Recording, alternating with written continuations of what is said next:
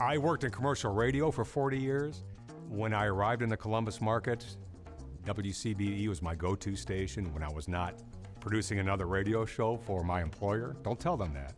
I volunteered my services. 9 years later, I find myself as the general manager for the station that I love, that is near and dear to me. My name's Mike Taylor, and I'm a radio broadcast specialist. That's what they're calling me these days. A lot of the artists we play will not be played on any other radio station in Central Ohio, maybe not even in the country. So when we find someone we like, we try to get them on the air, we try to get them into Studio A. My name is Allison Holm. I'm the afternoon news anchor and reporter, and I've been at WCBE for 25 years. We once had, when I was on doing the newscast, we had the monitor start smoking and catch on fire. And I was in the middle of a newscast, and I couldn't stop. And so I had to wait until I had a sound bite and run to the door and shout out, "The studio's on fire!" and then run back in to finish that story and then go into the next one. So I'm pretty good about ignoring distractions. My name is Maggie Brennan. I've been with WCBE since my internship since 1993. We'll be excited to have more kids involved and more programming with that, whether they're going to be hosting some of the shows or behind the scenes, or even some of the bands playing live in Studio A. It's a nice, wholesome place where you can see how the radio gets made. I've been involved with the station since I was a teenager. Around 14 years old was the first time that I went in and did any volunteer work for them. The people who work there know their stuff and make a really great environment for a learning opportunity. Before I came to WCBE, I was a professional jazz musician. And then I got a job at Fort Hays. On my first day of teaching, I ran out the door and I ran next door and I knocked on the door and I went and I said, "Who's playing that stuff? That is really cool." And then the secretary said, "I think you need to go in the back." So she let me in the back, and the next thing he was going to play was a piece of jazz music, and I have an encyclopedic knowledge of it. So I started telling him exciting things about the thing he was about to play. He said, "Wait just a minute." And he put a mic in front of my face, and for about 10 years then, I was Jim, the wacky sitcom neighbor next door. And I would just barge into people's radio shows and start talking. It, number one, gave me an opportunity to reunite with Jim Manieri, who I knew from when he was in college and I worked at another radio station. And as a matter of fact, I hadn't had that type of conversation about music probably in 10, 15 years. That's one of the reasons why I do this. So fun. I mean, I'm a radio girl anyways, but I also am the receptionist, so I get to greet them, bring them into the station, welcome them, and Chris Robinson Brotherhood came through, and Chris Robinson, I just love the Black Crowes, so meeting him, I was kind of geeking out a little bit. I'm in my 23rd year, and probably the last handful have been the most rewarding and fulfilling. That combination that I love of music and story, the sort of story behind the music, that's a really good combination. When a listener says that they value that and they got something from that and they now are a fan of that artist, that is truly inspiring. I've had a long relationship with WCBE. Years ago, I started a little show called Cinema Classics with a buddy of mine, John DeSando, and we've been talking about movies on there for years. And then the opportunity came up. There was a job opening, and I thought, wow, I love this place. I love the people that work there. I love the vibe there. I still feel that it is a group of people who are making this all happen. And we're all counting on each other and building on what each other does. And that's an unusual and awesome experience.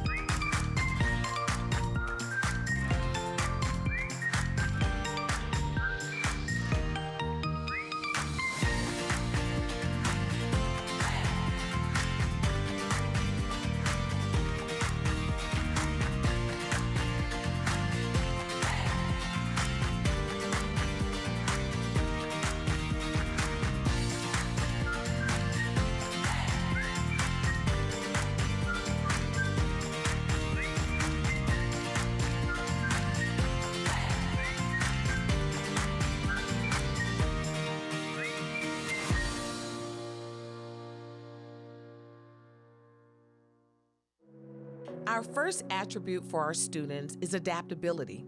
Simply put, we want our students to both accept and thrive in a changing world. One of the things is that the landscape is changing, and as the landscape changes, we have to make sure that we are preparing ourselves and our students for what is out there. I think that adaptability is so spot on, especially for this exact situation. We have thought about what is the future of our kids? What is the future of work? What is the future that we need to prepare them for? Well, guess what? That future just met us right now. When the pandemic hit, our kids had to pivot immediately. They showed incredible resilience and embodied this attribute so well. Learning takes effort, and online learning requires focus and dedication. So it made me challenge myself and, go outside of my box and be more creative in my way of learning. I would argue that our kids have always been adapting. They just know how to be a little bit more flexible. I mean, just because of how rapid things change. Whether it's new leadership, a new principal, you get a new teacher, particularly when you get in middle school and high school, every year your teachers look different. You are adapting and we don't even know that we're adapting. I don't want to be the same person I am like 2 weeks from now. I want to be better. I want to better myself every day. I mean, you'll be working on something and the priority shifts, you're asked to work on something else. And if you don't have these adaptability skills, it's going to be hard for you to move from one to another quickly. You can kind of change your course without negatively impacting the outcome. So you'll still get the desired outcome that you wanted, but you might just get there a different way. And we find that that's the most compelling part of this work is how do we equip them to thrive in that rapidly changing and very complex world. Accepting and valuing those who are different from us is at the core of global empathy. Global empathy was something big that I learned from Columbus North International High School. It's a school where there's literally represents over 20 different countries. So many different languages are spoken at that school. And it's very normal for me to see a kid say, hola, and then ni hao. I think that's one of the most beautiful things. We don't feel different, we feel unique. The difference is it became an asset. It's not like something we have to hide. Columbus City Schools, I think as an organization, really allows for an unprecedented level of multicultural exposure, more than our surrounding district counterparts. We are so diverse here. We serve lots of economic levels, so it's a multifaceted district. And our kids see things differently. They're incredibly diverse, right? Much more acceptance of people who aren't like them, whether it be sexual orientation or race or gender identity. If you haven't guessed by now, we see our diversity as one of our biggest strengths. In order for us to fully realize that as a strength, we also have to be curious about one another's perspectives, life experiences, and the assets they bring to the table. You should be there for your fellow human. And I think that it's important to teach kids that as young as we can. I like my friends because they share. And by my friends, I don't want to make them angry or sad. I just want to cheer them up and make them happy. Different people doesn't mean different things. Like, say a person is lighter than you. What does that mean? You meet so many new people, different people. You get to know all these different cultures because you meet friends from countries you've never even heard from. The world is bigger than just ourselves. If you think of the world as all just one skin color, one religion, one culture, it's gonna be more boring because you're not gonna understand how other people feel. The ability to be able to disagree and to be able to articulate your opinions and perspectives without being, confrontational necessarily, but also listening to one another. Accepting and valuing those who are different from us is at the core of global empathy.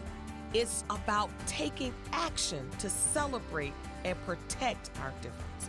They are our leaders right now. They are pushing us to be better and to think better as grown-ups.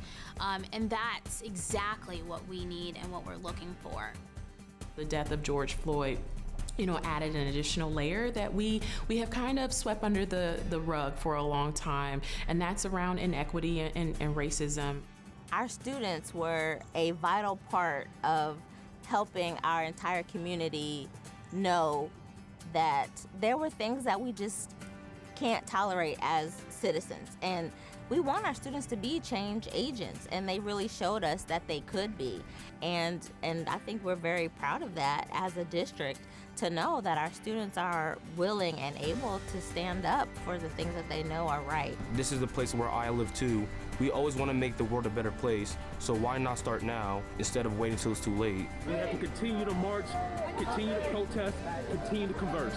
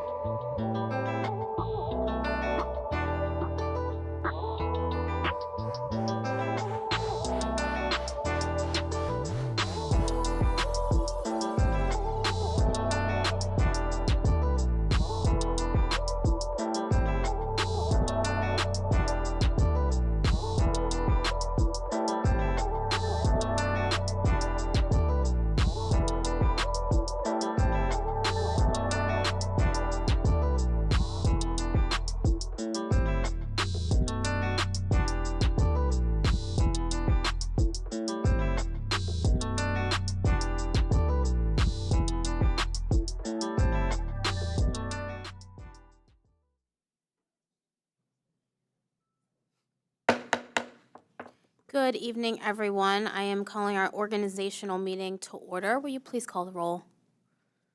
Ms. Adair? Present. Ms. Beckerly? Present. Mr. Brown? I'm here. Mr. Cole? Present. Dr. Pierce? Yes. Ms. Reyes? Here. Ms. Vera? You have a quorum. Thank you. Please stand and join me in the pledge. Flag of the United States of America and to the republic for which it stands, one nation, under God, indivisible, with liberty and justice for all. Thank you. The first item on our organizational agenda is to vote to appoint a president pro tempore. I will go ahead and make a motion to appoint Ramona Reyes as president pro tempore for the organizational meeting. Is there a second? Second. Are there other nominations? Hearing none, the nominations are closed. Please call the roll. Ms. Adair? Yes. Ms. Beckerly? Yes. Mr. Brown? Yes. Mr. Cole? Yes. Dr. Pierce? Yes. Ms. Reyes? Yes. Ms. Vera? That motion carried. Thank you.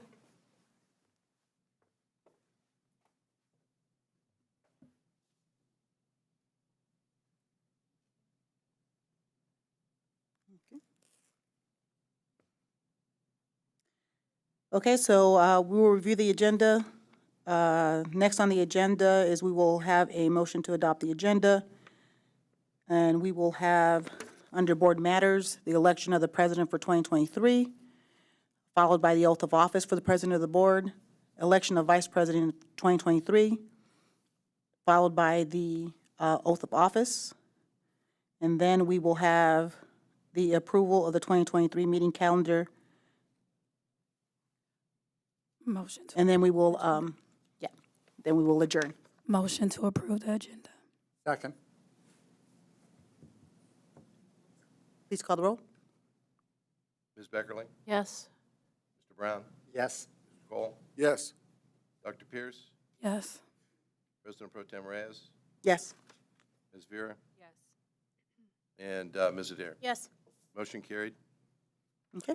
I would like to open the floor for nominations for president. Mr. Brown? Thank you.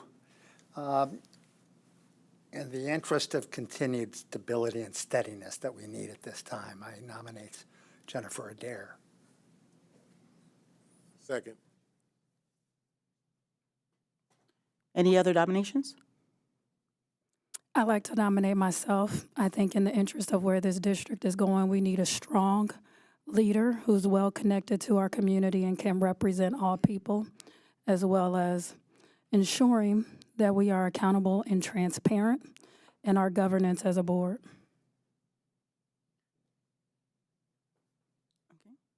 Any other nominations? Hearing no other nominations, the nominations are closed. Treasurer, we need a vote.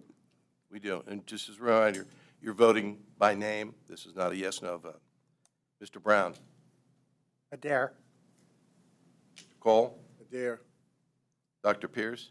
Pierce. President Pro Tem Reyes? Adair. Ms. Vera? Adair. Ms. Adair? Adair. And Ms. Beckerly? Adair. Adair's been elected president of the board for 2023. Now we will have the oath of office for president of the board.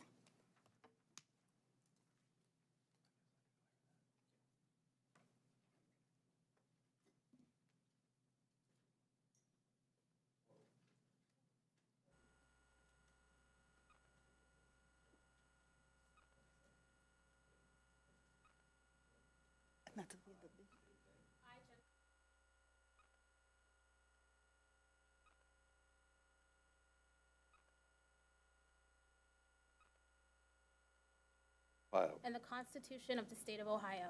And that I will faithfully and impartially And that I will faithfully and impartially discharge my duties discharge my duties as president of the Columbus Board of Education as president of the Columbus Board of Education to the best of my ability to the best of my ability and in accordance with the laws and in accordance with the laws now in effect and hereinafter to be enacted. now in effect and hereinafter to be enacted. Congratulations. Thank you.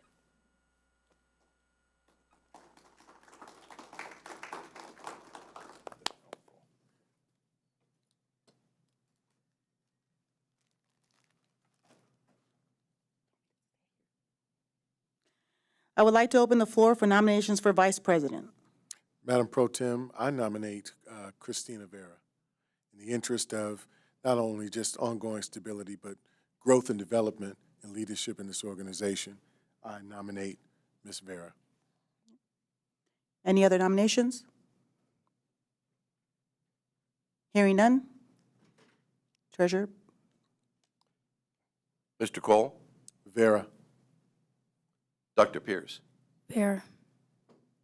President Pro Tem Reyes. Vera. Ms. Vera. Vera. President-elect Adair. Vera. Ms. Beckerling. Vera. Mr. Brown. Vera. Board Member Vera has been elected Vice President of the Board for 2023. Now she will take the oath of office.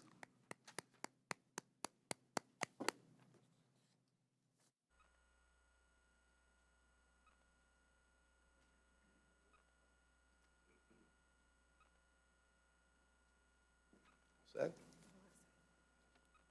I, and state your name, I, Christina Vera, do solemnly swear do solemnly swear that I will support the Constitution of the United States that I will support the Constitution of the United States and the Constitution of the State of Ohio, and the Constitution of the State of Ohio, and that I will faithfully and impartially that I will faithfully and impartially discharge my duties discharge my duties as Vice President of the Columbus Board of Education as Vice President of the Columbus Board of Education to the best of my ability to the best of my ability and in accordance with the laws in accordance with the laws now in effect and hereinafter now to be in effect. enacted. Oops. Sorry, you It's a, now let's- in effect Now in effect, thank you. And hereinafter to be enacted.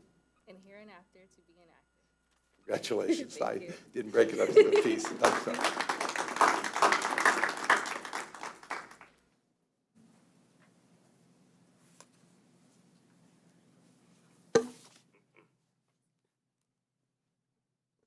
Thank you so much. Thank you so much, Ramona, for your service as vice president the last 3 years.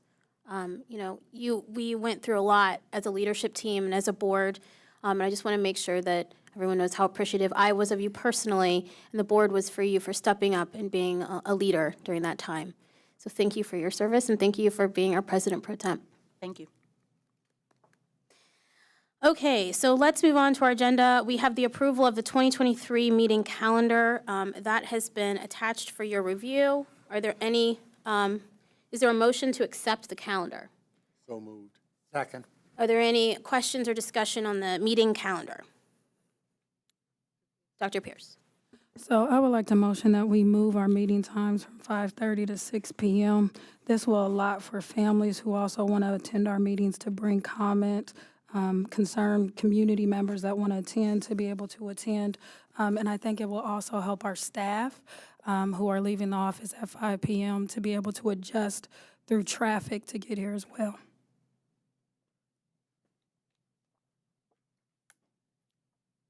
Additional comments, is that, are you making a? Making a motion amendment?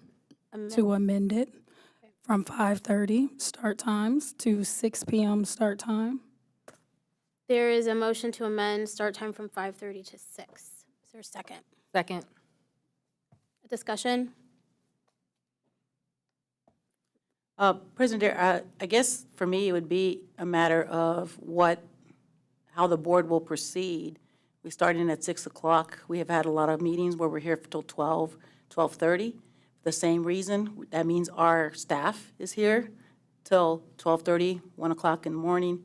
I fully understand the 6 o'clock request, and we've had that before for the same reasons, to try to get more people here. I'm fine with either one, but I have seen where that has also been a challenge. Other comments? Dr. Pierce? Board Member Reyes, I think that's a great point. The diligence is on us as a board to be timely and to end the meetings in a timely fashion. And so again, I call on this board and the leadership that has been elected to ensure that we run a timely meeting and actually end at a reasonable hour. Board Member Brown? I agree with what my colleague, Dr. Pierce, has just had to say. I'm fine with the 6 o'clock time. It makes sense to me. It just concerns me a little bit whether we're going to have the discipline not to go another half hour or more late. And as long as everybody has that intent, let's get it done. And I support that. Member Beckerly. I'm fine with starting at 6. I don't think half an hour is going to make a difference one way or another, and I think that if it accommodates certain among us, that's fine with me. I just want to put, suggest that tying back to this overall, I know you're going to get mad at me, but the student outcomes focused governance model calls for shorter meetings, more discipline about what we talk about and how much we talk about it and what's, outcomes focused versus non-outcomes focused. So as we grow in that work, the meetings should naturally become shorter. Okay, so we need a vote on, yes. I'm sorry. I missed. Was there a second already? Yes. Who was that? Vice President Vera. Thank you. My bad. Okay, so there is a motion to amend the meeting start time till 6 o'clock. Please call the roll. Dr. Pierce. Yes. Ms. Reyes. Yes. Vice President Vera. Yes. President Adair. Yes. Ms. Beckerly. Yes. Mr. Brown. Yes. Mr. Cole. Yes. Motion has been amended. Thank you. Now let's go ahead and call the roll on the meeting schedule with the new start time at 6. Vice President Vera. Yes. President Adair. Yes. Ms. Beckerly. Yes. Mr. Brown. Yes. Mr. Cole. Yes. Dr. Pierce. Yes. And Ms. Reyes. Yes. Motion carried. Thank you. Our next item is the list of appointees. We appoint individuals to serve in different capacities with the Ohio State School Board Association. I do want to just again make a mention that our own Dr. Pierce will be serving as the regional president this year, as well as I as the president of the Black Caucus. I want to recognize we have Sally Green, who is the president-elect coming in. Wave Sally. She came to check us out here in a big urban district, everybody, so she can kind of learn about all the different school boards across the state and how they work. So the list of appointees for the School Board Association will be delegate to the annual conference, Michael Cole, alternative delegate to the annual conference, Eric Brown, legislative liaison, Eric Brown, OSBA Student Achievement Liaison, Christina Vera, OSBA Board of Trustees, Christina Vera. We also are going to make some additional appointments for the Council of Great City Schools to get more involved in that organization, the task forces that it has.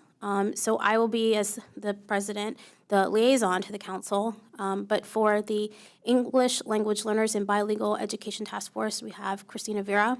The Task Force on Achievement Gaps in Professional Development, Dr. Pierce.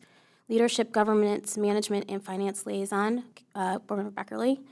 Task Force on Males of Color, we have Board Member Brown. And the Task Force on Females of Color, we have Board Member Reyes, with the Vice President. Board Member Reyes. I'm sorry. I was going to say. The Task Force on Males of Color will be Board Member Cole. So those are the appointments. Is there a motion to approve those appointments? So moved. Is there a second? Second. Any discussion? Dr. Pierce. Well, I think it's great that we are being diligent in our appointments. I think we should also be diligent in the calendar and the schedule of meetings around those appointments. So as it relates to my appointment specifically to the Council of Great City Schools Task Force on Achievement Gap and Professional Development, I'm requesting that I get the calendar of when those meetings are occurring, the times of those meetings and the format of those meetings.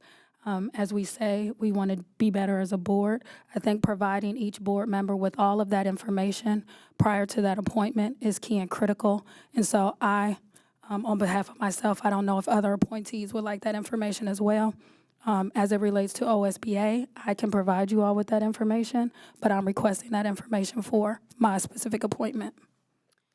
So yes, Yeah, for the council, we reached out to the council itself, and these are liaison appointments. They don't have official seats like the OSBA does. So we will send them a letter about who is going to be working on the task force, and we will get all the information about those. Could the individuals that are being appointed be copied on that letter? Absolutely. Thank you. Everybody will be. Laura Brown. Yes, and I appreciate Dr. Pierce speaking up because I too, watching how the delegate assembly operated at OSBA last year and the year before, I think we need to pay much greater attention to that delegate assembly and the legislative platform that they came up with. There were some actions that required a lot of attention. It's best if the board as a whole can look at the proposed legislative agenda, and even before that, to have the opportunity to propose some matters.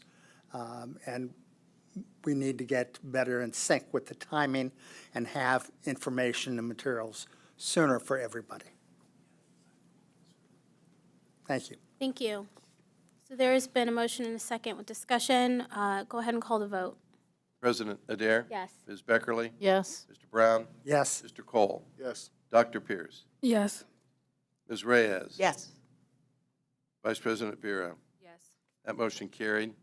Thank you. Apparently we had a little, my script is, or my paper's opposite than on board doc. That's okay. Misty says her fault. That's all right, Misty.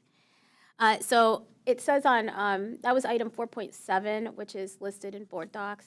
So we'll go back up to 4.6, which is She the, flipped it. oh, you did already? She flipped it on board docs.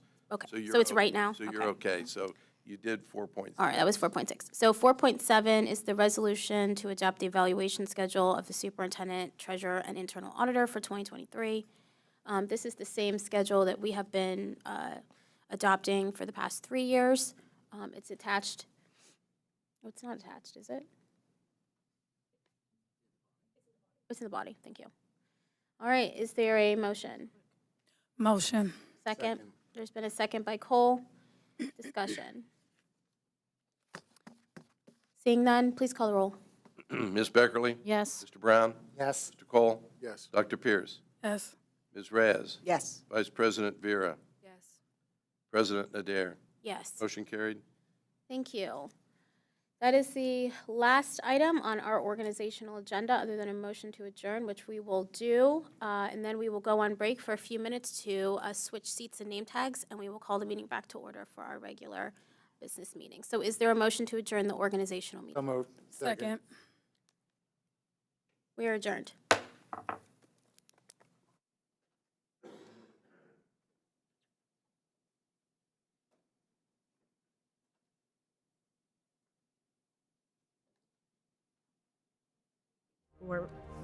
Probably wouldn't be able to do this. COVID kind of makes you do things you don't want to do, or like forces you outside of your comfort zone a little bit. Be open, be different. It's okay to not just think everything's gonna be one way. It's okay to change. I grow every day, so it's not like I'm just stuck in one position. I've learned a lot about myself through this whole experience. It takes confidence to be a leader, to be able to step out in front of people and say, you know, this is the way that this should be done. Because you have to be able to take criticism from people that doing that as well, because everyone's looking to you. If you ask for things, if you are open and you're willing to like put yourself out there just a little bit, that things will come to you. Challenges do not change who you are. They reveal who you are. And what this has revealed is that during this time of great challenge, creativity still happens. Creativity still emerges. And that has been a very cool thing. So this challenge has not changed who we are, it's just revealed who we are.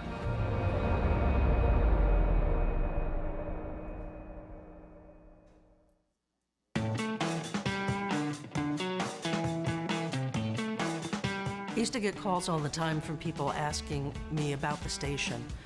what kind of music do you play? And the canned format was adult album alternative. And so I asked the music director, what does that actually mean? And he said, we play the good stuff. That was the end of his explanation.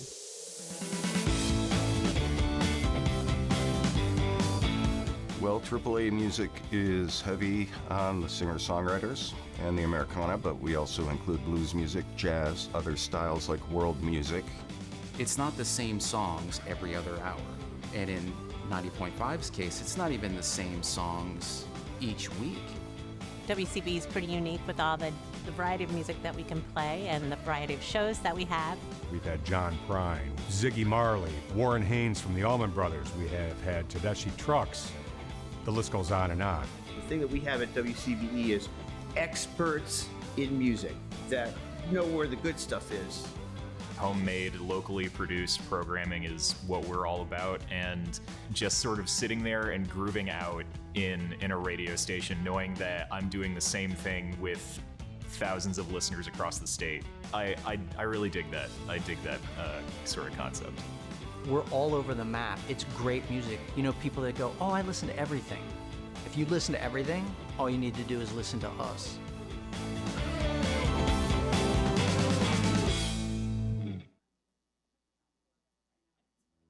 I actually have a heavy interest in music. I really love music, and like as soon as I got into this classroom, I just fell in love with music. And it's something that always pushed me. I listen to it every day. It drives me. And I talked with my mom, and she told me that like my family background is music heavy on my mom and dad's side. So that, it makes total sense on like how quick I'm able to pick it up. I find enjoyment out of watching videos and seeing other producers produce and just the different sounds they bring to the producer community.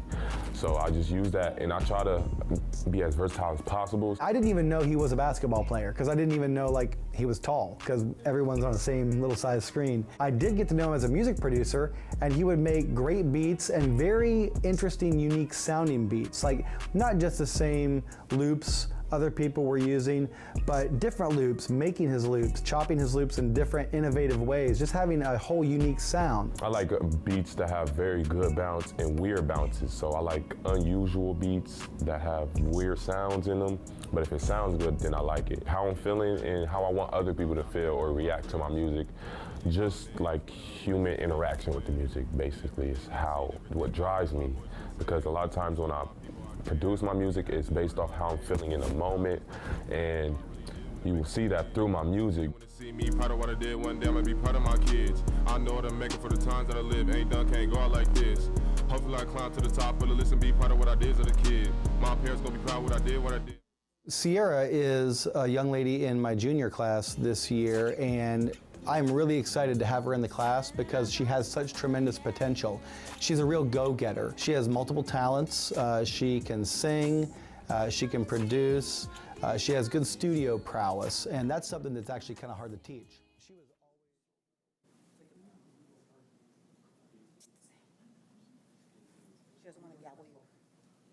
Right, Colin. Thank you. Good evening again. Calling our January 3rd regular business meeting to order. Please call the roll. President Adair. Present. Ms. Beckerly. Present. Mr. Brown.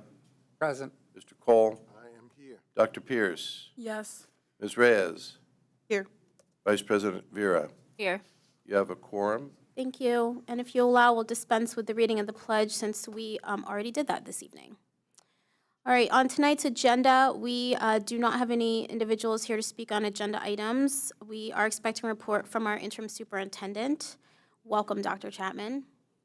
Thank you. We do not have a report from our internal auditor's office. We are not expecting a report from our treasurer's office. We have a few items on board matters. We have one item on public hearing on reemployment of retired employees. We, of course, have our consent agenda. We do have one speaker tonight on non-agenda items, and we will have an executive session and then adjourn. Is there a motion to approve the agenda? Is there a second? Second. Are there any changes or additions to our agenda? Hearing none, and without objection, the agenda is adopted. Hello, Dr. Chapman. Hello. Welcome. Thank you. I'm going to go ahead and turn it over to you for your first executive report. Okay. Well, good evening, President Adair, Vice President Vera, and members of the board. I would like to begin tonight's report by expressing to you what an honor and a privilege it is to serve the district in this capacity. As a parent of a CCS student and a lifelong educator, I come to you with a clear vision and desire to lead our district during this transition. I have an unwavering passion for improving the quality of education that all students deserve, and I am deeply committed to our system, and I am passionate about the change that we are leading. I am a systems thinker, I am collaborative, and I am an equity-centered leader. Throughout my career, I have always served in public education and advocated for the needs of our students. It is very important to me to ensure that I lead with integrity in all that I do and serve as a role model for my team, my colleagues, my staff, and our students. Education is my life's work. I have always been passionate about teaching and knew early on that I wanted to become an educator. I was very fortunate to have the most amazing teachers growing up who shared their passion with me and reinforced the power of education to serve as society's great equalizer. Although I'm a first-generation college graduate, my parents have always supported and empowered me to excel in school. And I have always had a network of friends, family, and mentors that have supported me through the years. Inspired by the power of education to shape my own trajectory, I have served in various capacities as a teacher, assistant principal, curriculum director, instructional superintendent, and chief of schools. For the past 4 years, I've had the privilege and the honor to serve as the Chief of Transformation and Leadership here in Columbus City Schools, providing strategic leadership of schools and principal leaders. I know I have big shoes to fill as I take the reins of the district. It is my goal to maintain stability and keep us focused on the goals of the Board of Ed that is set to improve student outcomes. With that said, I would like to talk about the 3 priorities that we will be focusing on as I transition into the interim superintendent role. Our priority number 1 always will be focusing on student outcomes. As you know, our students only have 1 year to be a 3rd grader, 1 year to be a 6th grader. They are counting on us to get this right. We will remain focused and committed to our board goals.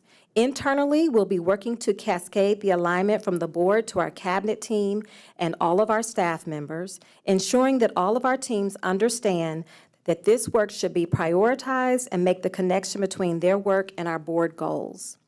Internally, we'll also continue to make sure that our strategic priorities are aligned to those board goals. To do this, we will certainly make sure that we provide our staff with the clarity that they need so that we can maintain stability during this transition.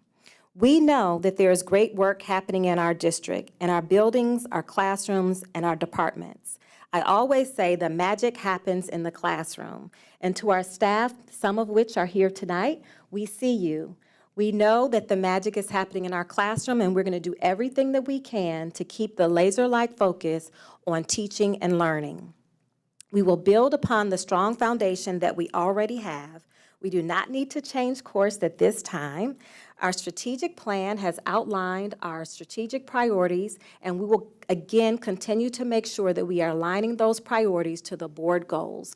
The board has made it clear the 3 goals that we are focused on, and we will continue to make sure that our priorities are in alignment and supportive of those board goals.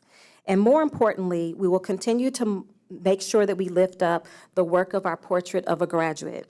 Our PLG work really outlines our community's hopes, dreams, and aspirations for all of our students, and that is the work we want to keep at the center. In addition to rallying our staff around our board goals and our strategic priorities, we'll be working to deepen and strengthen our community engagement work. So that we're looking at authentic engagement. This is a critical component of our strategic plan. It's priority number 4. But during this time, during this transition, this will be an opportunity for us to focus on this work more heavily.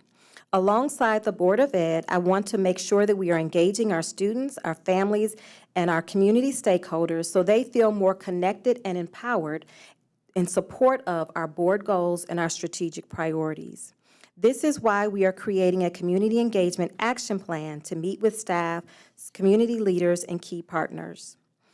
The goals of this plan are to share the current status of the district, highlight our academic progress, and discuss the next steps in the board's search for superintendent. The tour will begin in January and conclude by early March.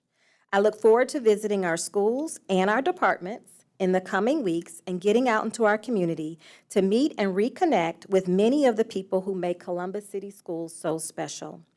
Together, we will build on our positive momentum and continue to make strides each and every day on behalf of the 46,000 students that we serve. As we gear up for tomorrow, we have the pleasure of welcoming back 46,000 students. As they return from winter break. We will be planning for how we welcome our students back into the classroom. This return from extended time away is critical for our students. We must help them reset and be prepared to get back into the routine of attending school regularly. I encourage everyone, principals, teachers, staff, families, and our community to be thoughtful in how we welcome our students back and how we support them this week. In all of our schools, you may already know that we have a robust system of supports for our students. As a part of our ESSER investments, all schools have access now to a nurse, a school counselor, and a social worker. Our support staff will be checking in with students to support their social and emotional needs as we kick off the new year. We have asked all of our school leaders to be very intentional and strategic about how they welcome our students back, ensuring that they have a reset plan so that they can welcome them back in meaningful ways. And attendance. We want to make sure that we are also reminding our families and our students and our community about the importance of attendance. Our efforts to combat chronic absenteeism will take on an even greater profile as we return to class after winter break, with engaging activities and student incentives at all of our schools. Thanks to our partners at the Columbus Crew and a new partner at Capital One, each of our schools received a good attendance incentive kit with items to use as prizes and rewards for students who show improved attendance. Also, during the week of January 9th, we are encouraging our principals and teachers to take part in special activities to promote good attendance. Over the course of the school year so far, we've seen a modest reduction in chronic absenteeism, but our numbers are still high at more than 60% of our students having missed 10 or more days of school. That is a lot of instructional time. Chronic absenteeism is a real concern. Our numbers in Columbus City Schools show that missing as few as 8 days of class can cut in half an elementary student's likelihood of passing the 3rd grade reading guarantee, or cut in half a high school student's likelihood of graduation. Our dedicated attendance and engagement teams have collaborated on several efforts to promote attendance, engage families and community partners, and encourage our students to stay in the game. A partnership with the Columbus Crew Foundation, the Cleveland Browns Foundation, and the Ohio Department of Education. We want our students to be in school on time every day when they're healthy and ready to learn. If they miss time in class, we need our parents and families to help our students get the assignments and work that they missed so that our students don't fall behind. Again, we'll continue to focus on reminding our students and our community the importance of attendance and why we need them in school, because every minute counts. And as we transition back from winter break, we are also rolling out new bus routes for transportation-eligible students this week. This has been a huge lift for our transportation team, and I applaud and thank everyone in the transportation department, as well as other departments and teams, for their efforts and contributions leading up to this week. I will now turn it over to our Interim Director of Transportation, Rodney Stufflebean, to give you an update on where we are with our new transportation plan as of today.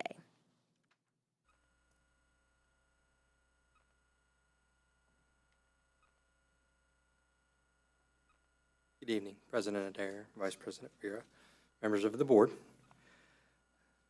Just not long ago, we talked about where we were at right before we went on break. We have not had a lot of changes, but we do have some key areas that we wanted to touch on tonight and give you an update on. First and foremost, we now have 512 drivers, so we've gained a few over the break. We've had some that have been able to go take their tests and have passed. We now have them secured and ready to go to be an extra person to help cover some more routes. We had to increase the routes just a little bit due to some safety concerns that we found and making sure that we had safe stops for the students and avenues to the school or to the stops. So we're at 466 routes as of right now in-house for CCS. There are still 65 of those routes that we will continue to outsource to our contractors. Our winter break plan was for all of the buses and the equipment that needed moved from one location to a new location to ensure all of our students that are ready with special equipment tomorrow. If their bus routes changed, we wanted to make sure we had it on the new buses and ready for them to return to school tomorrow. That was all completed over the winter break, and relocating buses from one compound to another due to the rebid that we held in December. The drivers and the support teams have reviewed the new routes, and they're ready to go. They've been basically running dry runs since about December 5th, and as we are made aware of issues or safety concerns or things of that nature that are brought to our attention by either an email and a parent or a bus driver driving the route and seeing something, we've been able to make that adjustment on the fly, basically, whereas before we didn't have that ability. The wellness team and the HR team are an amazing partnership that we have. We had the first round of volunteers for the call center today, although the volume of calls was not as much. We look for tomorrow will be the real test, and we know that we are prepared for that. We have 10 additional staff members that are going to be there in the morning and in the afternoon, along with our regular call center staff to be able to handle as many calls as we possibly can. The communication that was sent out starting in November, it was finally wrapped up through the last communication went out, I believe it was Sunday or Monday, with updates about the routes that are changing, to contact us if you have concerns or any information that you want to give us that may be different. We did a minimum of 6 different types of communications just over the winter break to make sure everybody was aware that things were changing. We used robocalls, emails, text messaging, multiple avenues of social media. We just wanted to make sure we got all that information out, along with handing out flyers right before we went on winter break. We want to thank all of the members that helped make that possible. There was many departments that were involved in that. I've already spoken on the call center. We've doubled that staff number. That is in an effort to make sure that the calls that we are receiving are answered in a timely fashion. There is still work to be done in that avenue. We want to make sure that we are able to answer everybody's calls in a timely fashion, and we have ideas and a structure in place to move that forward down the road permanently. One of the bonuses that we were able to work on that happened while we were on break was the Latitude 525 building that was shut down due to a water main break. We have students that are housed there. We've been able to identify those students, where they're being temporarily housed, and today we finalized those routes so that they will not be, they will be transported in the displacement process. And that is about all I have that's changed just since we last spoke. Is there any questions? Dr. Pierce, Vice President Vera. So for students who have not received their assignments as of this moment, who should they contact? Typically, we would contact the call center, and they would give that information to them if it's in Infinite Campus, or they can log into Infinite Campus and see that information as it's loaded. Do we have some that is not there? Okay.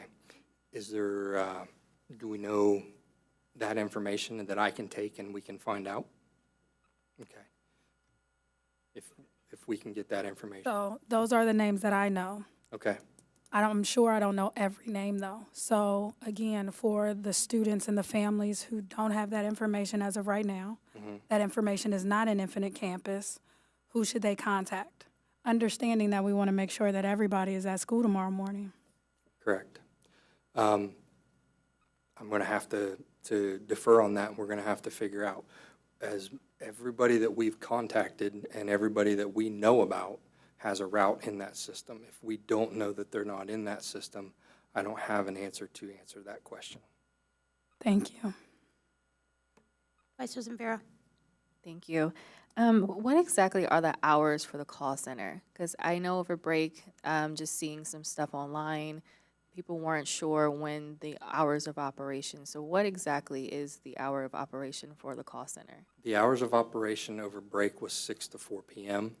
Starting tomorrow, they will be 6 a.m. to 7 p.m. Okay. And then my follow-up question to that in terms of, is there bilingual call center staff? Do we have multiple languages that are able We do. We met with the ESL team, and we have them in place to where we have the numbers based on which language needs to be spoken to, and we can take the call center rep, will accompany that call to that proper number so that we can communicate properly. Thank you. Member Cole. Oh, sorry. Yep, I wanted to go back to Dr. Pierce's question.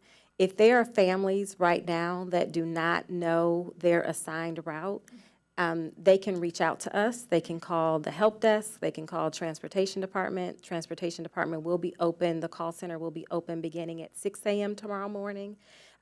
Once our schools are open tomorrow, all of our school leaders and secretaries will also have access to the system to see where their students are, what their routes are.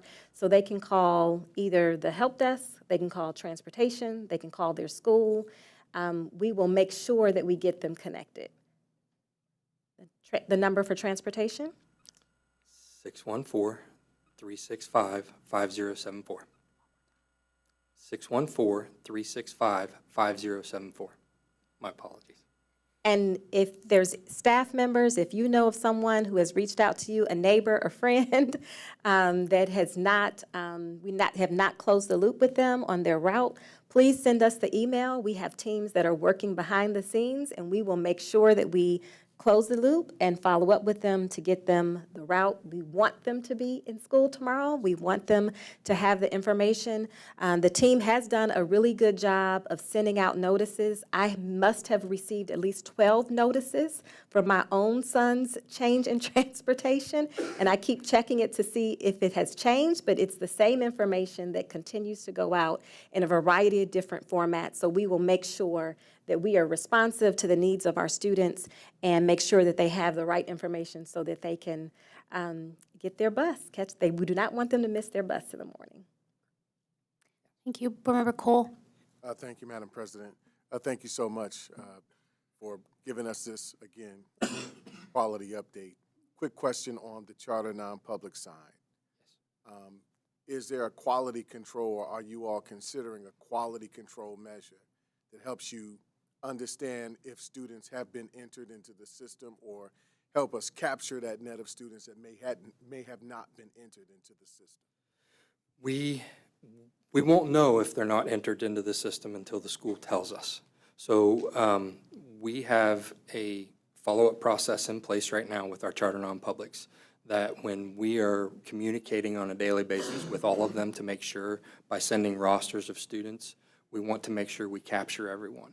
If we receive a roster from a school and a student is not in our system, we ask that student and that school to make sure that they're linked so that we can capture them into that.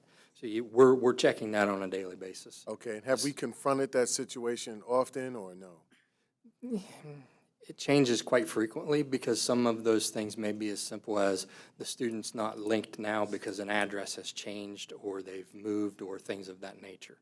But we do have means and measures in place where our CMP router is communicating. We have a couple additional staff that are helping just to make sure some of the things that we identified in the early part of the school year that we know we need to improve on, and we're working with the strategic plan we have in place for improving that as well. I thank you very much. Yes, sir. Board Member Vera, I'm sorry, Vice President Vera. Mr. Stovine, I just had one more follow-up question. I know the last time we met before break, we had a brief conversation about special education, making sure we had enough harness on our buses, and I know at that time we were still trying to work through that special equipment. Are you able to speak to anything related to any special accommodations as it relates to transportation? As far as the equipment and things, those were part of the things we ensured over winter break. So if a student was on a bus and had all that equipment, we sent letters home we sent notification homes right before winter break to make sure if you have a vest or a harness to keep it. That will be the same one you will come back with. The equipment will be transferred, which was done over winter break, from one bus to the new route. We set up a team at each compound to make sure that equipment that was on a previous route is now moved to the new route with PDFs and Excel spreadsheets with those kids so we knew exactly where they were going. Okay. And that was done over Christmas break. And in terms of staffing, I know what our numbers are with the drivers, but in terms of any support staff for those special education buses, do we have all those positions filled as well? We don't have all of those positions filled. We have them filled for the more severe side of that. We are still actively recruiting drivers and aides and other staff members as well. Okay, thank you. Member Beckerly. I just want to suggest a quick reflection. In terms of, our objective to shorten our meetings, I'd just like us to think about, and we don't need to talk about it at all, but just reflect on how many of these questions could we have asked ahead of time and gotten information about, because they really are just factual questions and aren't really board work. So, and some of them, had they been answered and asked quicker, might have been more constructive since school's starting tomorrow, and it might have helped to get these questions asked earlier. So I just want to throw that out there. Go ahead. I agree, but it's also when we get the report. So then sometimes we get the report, the day before or a few hours before. So I agree. If we are able to have information in advance, it would be a great way to streamline that process. But if we don't, then, I will take that as a recommendation for the board would like to receive the report in advance so that we can answer those questions in advance and be more efficient with our time during the meetings, which I'm all for. Thank you. Any other questions? Just again, want to say thank you to you, to the team, to the bus drivers, to OPSI, to everyone that stepped in to make this happen, and just to the community. Remember, this is almost like another first day. So tomorrow will be a little bumpy, and it's going to be okay. And as long as we're there to support our students, that's really all that matters. And we're going to work through the bumps. Not all the routes are going to go perfect, but everyone is there to support our students. So let's just keep that in mind as we go forward for tomorrow, because our children are watching us. Thank you. Thank you. Thank you, Rodney. Yes, thank you.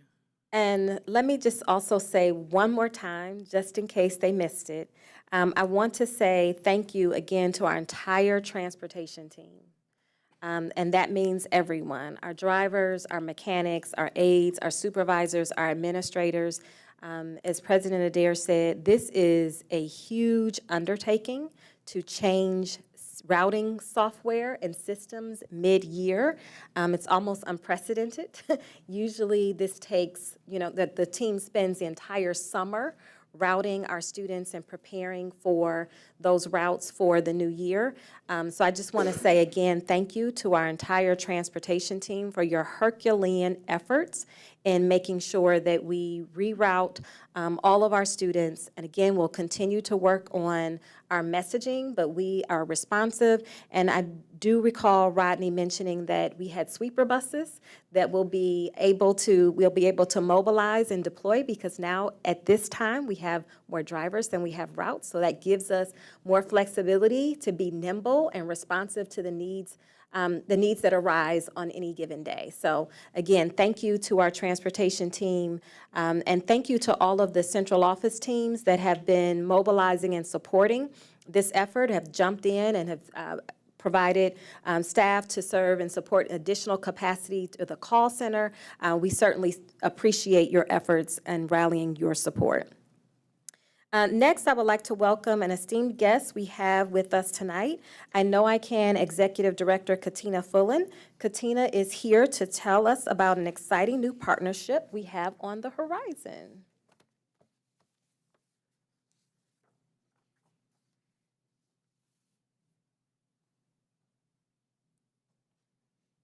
We come as a team. Okay. We're a package deal. Welcome. Thank you so much, Board President Adair, Vice President Vera, members of the board, and CCS administration. I have the dream team up here with me tonight to talk about our career advising pilot program. I'm just going to let everyone introduce themselves before I get started. Please. Sorry. Hi, my name is Rashida Brannon. I graduated from Marion Franklin High School, and then I went straight to Kent State. I absolutely love what I do, working with the pilot program, and I know I can. I'm assigned to Walnut Ridge High School and Yorktown Middle School, and so far it's like the greatest opportunity.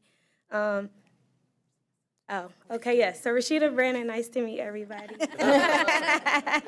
Got more coming down. Hello, I'm Jessica Taylor. I worked at International with I Know I Can for the past 5 years, and now I am here to help with this pilot program.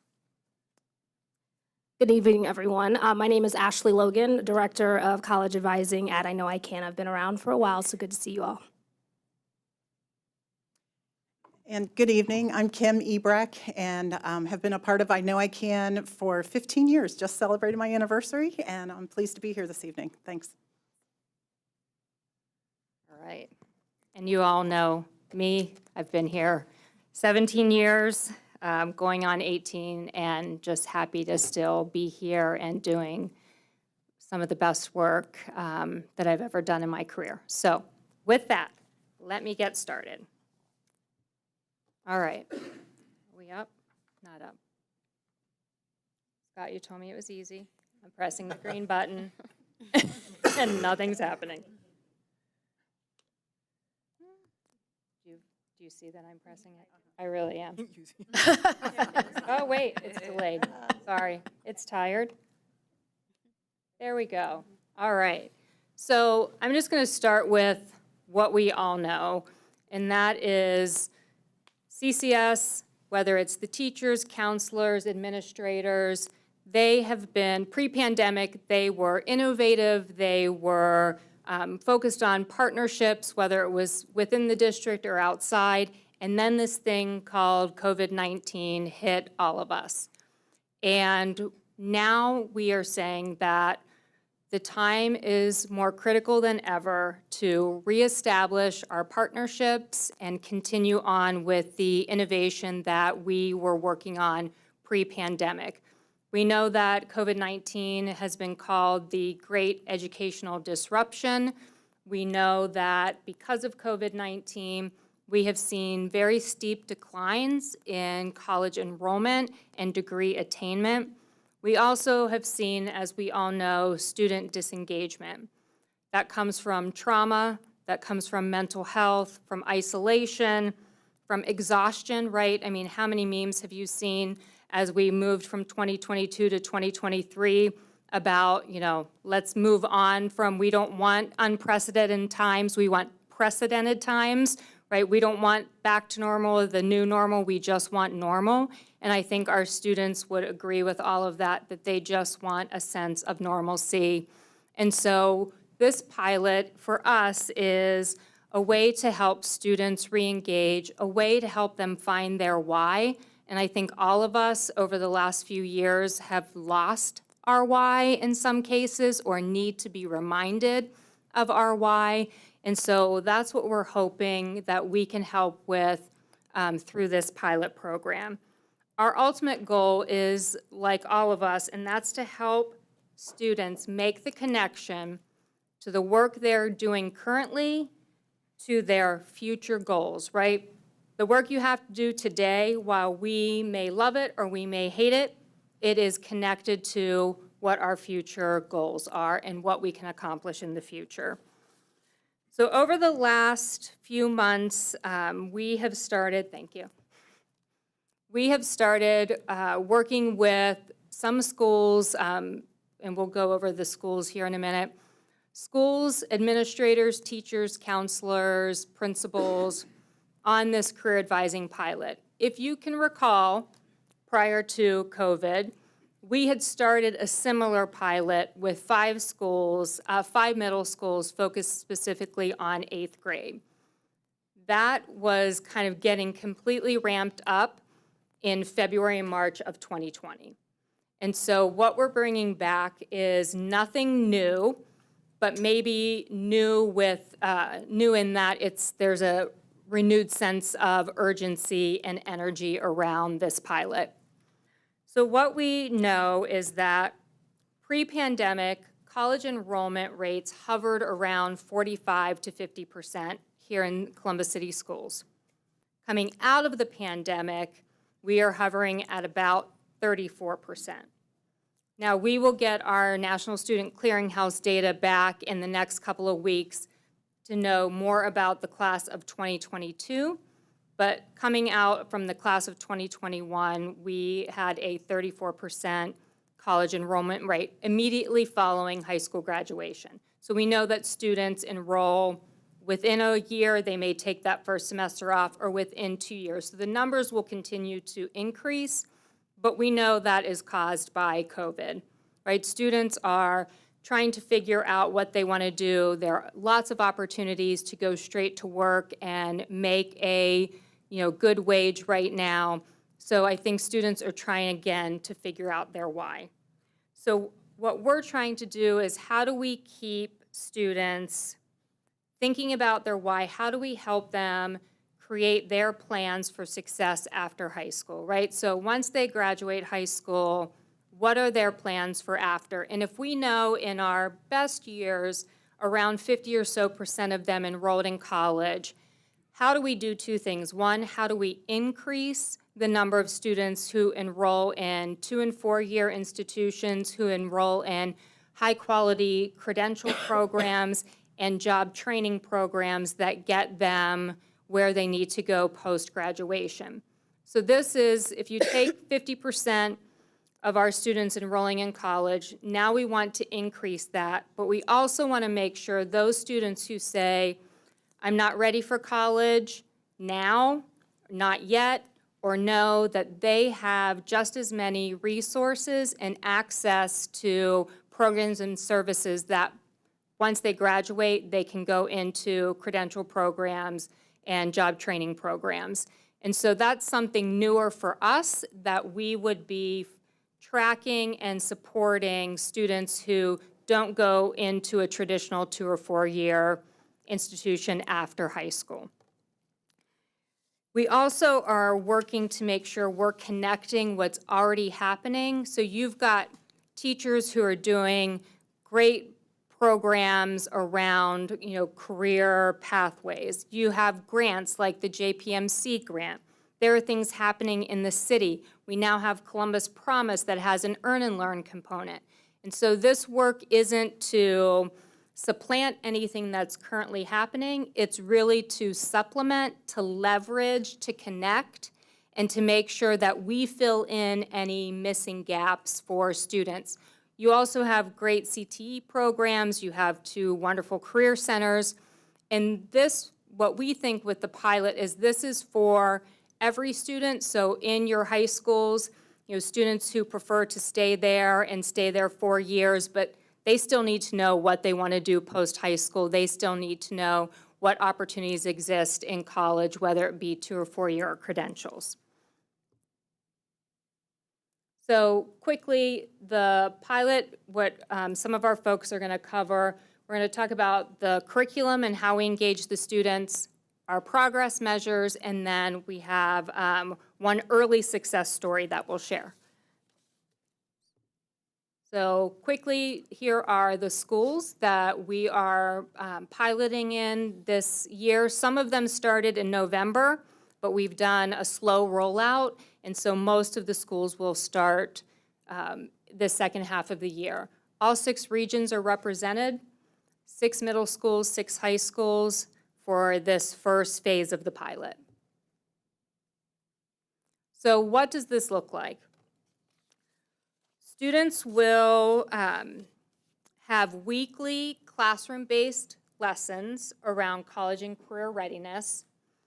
They may be where they're all sitting at a desk and they're getting a lesson that is through an online platform that we have, that's a career fluency platform.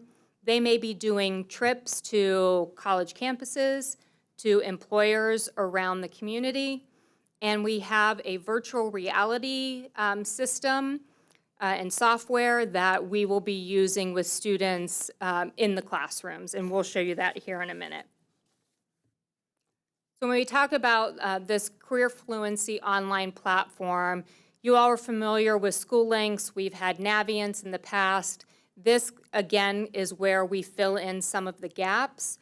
So these are lessons that we would do with students in collaboration with counselors and teachers around how to be prepared for the workforce, what skills you need to, what you need to be doing in terms of developing skills prior to graduating high school, and then important things around college, time management, how, our typical I Know I Can, how you complete college applications, FAFSA, all of that. So this will be through an online platform from an organization called the Opportunity Network, and we've been working with them for about 6 months along with some of the principals and counselors.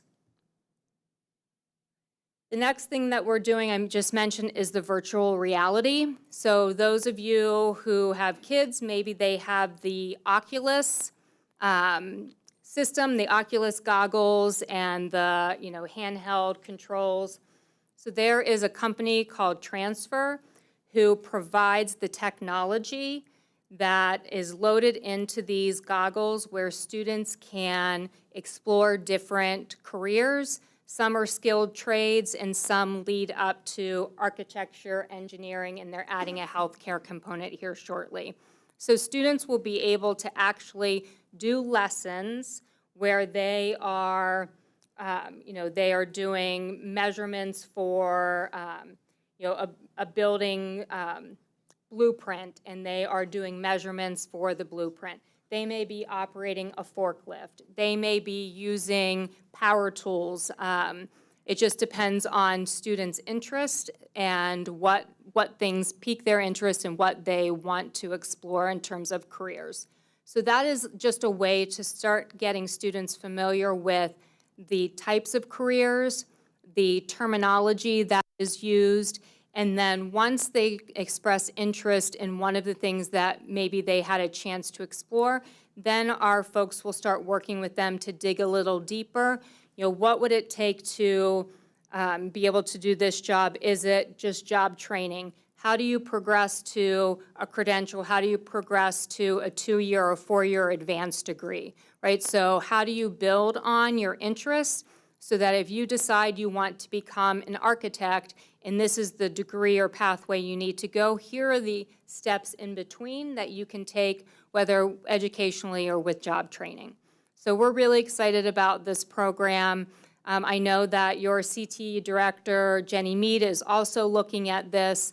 And so we've purchased a classroom set of these goggles, and we'll bring them in and let students start to explore and see where we go from there. And with that, I'm just going to stop for a second and ask Ashley to come up and talk about the last piece, which is our progress measures. Thanks so much, Katina. So as you look at the slide or the presentation that you all have in front of you, kind of following the journey of our intended measures of, Katina talked a lot about making sure all of our students have their why and understanding their importance and being able to, I might be interested in 3 to 4 different things as a student, but being able to better understand my various options. So one of the first things that we talk about here and that you'll see on your slide is we want to increase the number of students who understand basically how their skills, their personal strengths, their passions, all of those things are going to add up to make sure that they know how to make an informed decision for their future. We also want to increase those opportunities for all students to create their own success plan. I know we talk about that a lot, not only at I Know I Can, but in the district, around making sure our students kind of understand their plan and what are the various steps that they need to hit on to accomplish their next opportunity. We know how also important it is to call on partners. Katina, I'm sure, will cover, or I will at the end, talking about some of the partnerships that are going to help us all get this done. But we know that also we get a lot of feedback from the community and wanting our students to be ready. And so we know that starting here with these 8th graders, with our 9th graders, with our 10th graders, and trying to increase some of that experience, that our students are stepping into some of these companies, being able to make those connections are going to be very important. We also know that, and Katina talked a lot about this with even some of the rates, and so in some of the declines that we've seen with the college enrollment, how important it is to make sure that our students do have that transition from high school to any form of post-secondary. And even if that is going to be the workforce, understanding, again, tapping into their skills, tapping into their passions, tapping into hopefully what they learned with us in late middle school and early and late high school to be able to make that successful plan. We also want to just increase the number of those students enrolling in post-secondary education, and then, of course, completing any of that job training. I think it's also important to point out, as we look at some of these outcomes and looking at the measures that we'll really focus on, is that with any program, as students are engaging in all of their lessons, we are going to be looking very closely to teachers, school counselors, administrators, to making sure not only they understand the curriculum, but more so that we are making sure that we're gaining feedback from students and from everyone within the school community.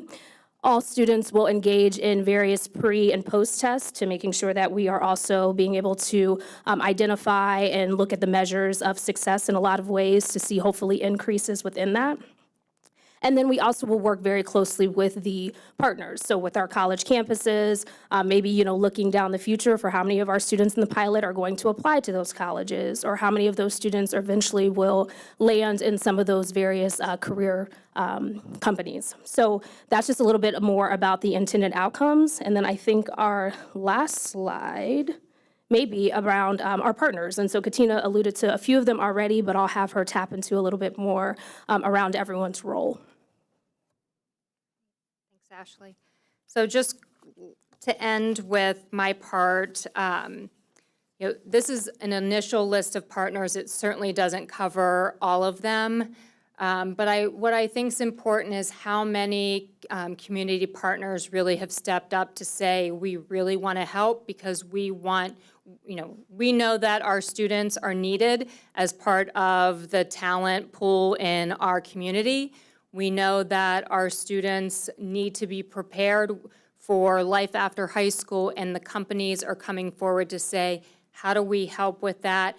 What do you need from us? And I think Columbus Promise is a great example of that, right? Thanks to City Council President Shannon Hardin, the mayor, and Columbus State, we are putting together now an Earn and Learn component where students will transition to Columbus State. They will be there for their first year and then be preparing for an opportunity to work part-time during their second year while they're going to school. And so to make that a seamless transition, right, students need to do work now so that when they graduate, they're prepared to take advantage of those opportunities. So I think the community is really behind the district in these efforts and are ready to support in any way possible. So let's just end with one success story so far, and I'm going to let our wonderful AmeriCorps member share that with you. Hello again. As I mentioned before, I graduated from Marion Franklin High School and then Kent State, and found this amazing opportunity to be an AmeriCorps member through I Know I Can. So far, my experience is like amazing to be with the kids, especially like she said after COVID, and to know that I have an impact on the kids through these curriculums that we come up with that are provided for us. I just wanted to share like a highlight that stood out to me during one of our activities. It was about co-pilots, and a co-pilot is kind of like your go-to person. And, you know, a lot of the kids kind of, you know, whatever their struggles are, it was just really cool for me to know that after the lesson and sharing real life experiences and allowing them to, you know, have an opportunity to speak and talk about personal things. One of the students at the end of the activity, one of the students shared with me that before we did the co-pilot activity, they didn't realize that they didn't have anybody, like they didn't realize that they actually had people in their corner. So it just means a lot to me to be able to, you know, bring the awareness out of them and to just show them that there are people who care about you, and to know that, you know, there are people who can relate and who have similar backgrounds or different backgrounds. And, you know, I just really love what I do. And the kids are awesome, and so far I feel like this program is really working, especially at my two schools with the 8th graders and the 9th and 10th graders. So, yes. So with that, we are going to wrap up, and we'll take any questions. Dr. Pierce and Board Member Cole. Thank you so much for this presentation and for your continued support of our students through the Columbus Promise program, your counseling, and all the great programs that you all do in our high schools, middle schools, and elementary schools. I'm looking forward to the reading opportunity. Can you speak to how this program will help our students that actually do that 5th year for graduation? So those students that may miss their original targeted intended graduation date and end up doing another year or graduate at a later date. Can you explain how this program will help those students find their why and maybe give them an extra cushion, an extra opportunity to find that why? So currently, this pilot is for 8th, 9th, and 10th graders. So that's our target population right now. However, with the Grad Lab and some of the work that's been done over the last few years with students who are taking a little bit longer to graduate, our folks have been working with the teachers and staff, and Ashley, I don't know if you want to share any more, but our advisors have been helping to understand what opportunities exist for college and credential programs, helping with FAFSA and applications, and also pulling some of the Naviance and SchoolLinks assessments that students have done around careers and career exploration to make sure that they understand what pathways exist for them once they graduate. Does that answer your question? It does. Board Member Cole. Thank you, Madam President. Thank you so much, team. I know I can for being here this evening. I'm really excited that you guys are in front of us. I look forward to more opportunities moving ahead where we get annual reports and get to hear what you guys are accomplishing on behalf of our children moving forward when you guys are wrapping up your year. So thank you, thank you. Military students or military-interested children, are you considering, pathways for them as a part of this initiative as well?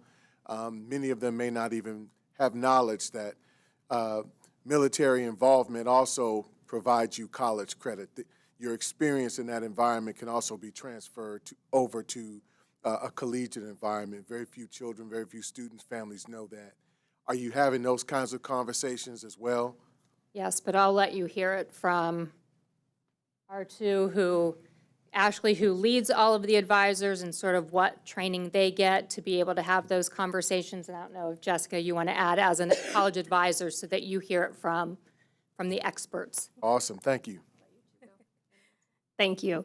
So I think one of the things that I will first add is the quick answer is yes, in regards to regardless of a student's pathway or even what a student is interested in, we want to make sure that they are understanding all of their opportunities.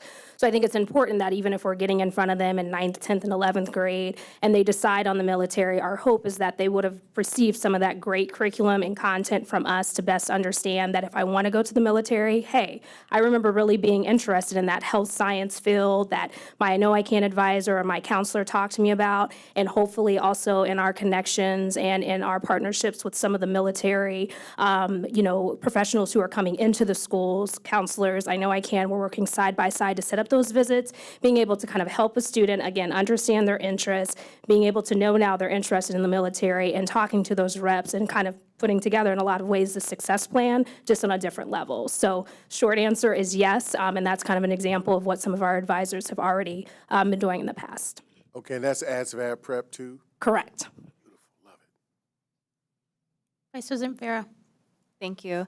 I have just a few questions, actually. So is this program in conjunction or part of our Portrait of a Graduate initiative? So I'm trying to understand this program as it relates to Portrait of a Graduate. Yes, when we first got together to think about what else I Know I Can could add to its programming, it came out of the work that was done around Portrait of a Graduate. So this was, as that plan, strategic plan was put in place, and we had subsequent conversations, this is one of the things that came out of that.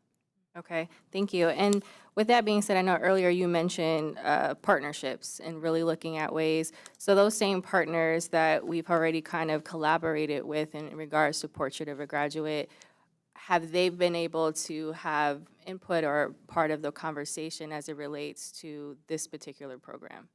So the partners that you saw listed, so these are our initial partners that are providing resources or actual tools to be able to do the work. So if you look at Transfer and Opportunity Network, so those two organizations are, it's like a fee for service, right? They're providing the goggles and the content or the online platform. The others that are listed, Past Foundation, AmeriCorps, Columbus State Workforce Development Board, they have been helping us understand the career side of it. So what are companies and employers looking for? What are the various pathways that students can take, whether it's through, Workforce Development Board, Goodwill, it's just job training, it's a credential, or getting to Columbus State with a 2-year or a longer-term credential and Columbus Promise to a 4-year. So these are our initial partners that have helped us kind of put together a framework that we are literally piloting. So the hope is, let's get in and figure out, what's working in terms of, one thing that, COVID did a lot of bad things. For us, we've come back with this renewed energy, but we still don't have the time, right? Everyone is vying for the time to really sit down and give students the space and opportunity to consider their career, consider their passions and interests. And so I think the idea is to bring in more partners once we kind of figure out this pilot and what kind of time do we really have with students. Does this technology work? Does the virtual reality help excite and energize students? And then we'll come back to the district and say, okay, what are your thoughts? Get feedback from principals, counselors, teachers, and then decide how to approach a phase 2 of it. Thank you for explaining that, because my next question was, how are our teachers and the people in the building level, because we have a lot of people doing great work in the building. So what I want to be mindful of is, as you mentioned earlier, being an addition, not another thing that a teacher or someone now has to kind of be a part of if they are not able to be vocal about the process. And so to clarify, this program will provide credentials as part of our POG for our students, or it doesn't have any carryover to the Portrait of a Graduate? Not in terms of credentials. Students will be provided information and resources on what credentials are available, what they are, how long they take, where they can get them, whether it's in high school or at Columbus State or somewhere else. So this is more, when you think about sort of this, cyclical, education and student success in the middle, and you have, career exploration, career exposure, career experiences, employment, and then education, right? So how do we make sure students have an opportunity to have access to all of those things so that they can figure out, are they going to pursue job training, credential, 2-year, 4-year degree after they graduate? Okay. And my final question, and thank you for that, is, is there going to be a financial ask for this program, or are these lovely people paying for this? So you already the district has committed for $95,000 for this initial pilot. Okay. That really is around the software and the transportation costs and the visits. We are fundraising for everything else on the staffing side, the Oculus, and some of the other things. So we are, I wouldn't say it's a 50-50 split. I think we're investing a little more, but we only asked the district for the 95, so I don't mean it that you're not sharing it. That's what we asked specifically for this past year from ESSER funds. Thank you. And let me just make sure I answer your question that you had asked earlier about what's happening in the schools. So prior to us starting anything, there were meetings with area superintendents, principals, administrators, and then our team, particularly 3 of the ones behind me, went to every single school and sat down and had meetings about what it was going to look like, when it was happening, who were the students, what are the lessons, how many lessons. And so then AmeriCorps and staff then started working with counselors and teachers to make sure that they had a game plan. So some of that's still happening. So that happened in a few schools, and that will continue happening as we begin the new year. So we just kind of ran out of time starting in November once we met with all of the principals. Board Member Beckerly. First of all, thank you. This is fabulous. And it's clearly targeted at what we need to be doing with our students. And that you're starting with middle school is really critical. So I guess one of my questions is it your goal or your hope to go even deeper into middle school eventually? Like go to 7th or 6th grade after this pilot and you get a chance to assess it? I think we've been, I would say yes and no. So we've been working with all of your middle schools, particularly 7th and 8th grade, and only, not as much 6th grade because your 6th grades are staggered, right? So it may be a K-6 school, it may be a 7-12 school, a traditional 6th, 7th, and 8th. And so we have been supporting middle schools, 7th and 8th grade, around college and career readiness using NaviAnswer SchoolLink. So that's been a long time kind of work that we've been doing. With this pilot, 8th grade seems to be the grade where students are buying in, are understanding the lessons, are getting engaged with the activities. It doesn't mean it can't happen in 6th and 7th grade, but I think we would just have to think about the delivery method and making sure that it's appropriate to get students interested and excited to participate. And so I think what we hope to do in partnership with the district is kind of figure this out, see if we like what tools and technology we have available, how it was working in the schools, get teacher feedback, counselor feedback, principal feedback, and then have a conversation about, does it expand to more schools? Do we take a step back and do what you suggested, which is go into 7th grade or whatever it may be? But I think we're we know this is important. We, again, want to be someone, an organization that's supplementing what you already have and providing connections, resources, and leverage, which I hope is, how you see us normally in our, normal course of business, that, we are coming in as an added value to the work that's already being done. And if you go to the slide that Ashley shared, and I love the building and the thought process that goes into it, and I think that if you look at the top left box, that's the beginning of it, because, it's too, it's about educating students young enough about what the opportunities are and exciting them into careers that they hadn't thought about or didn't know existed.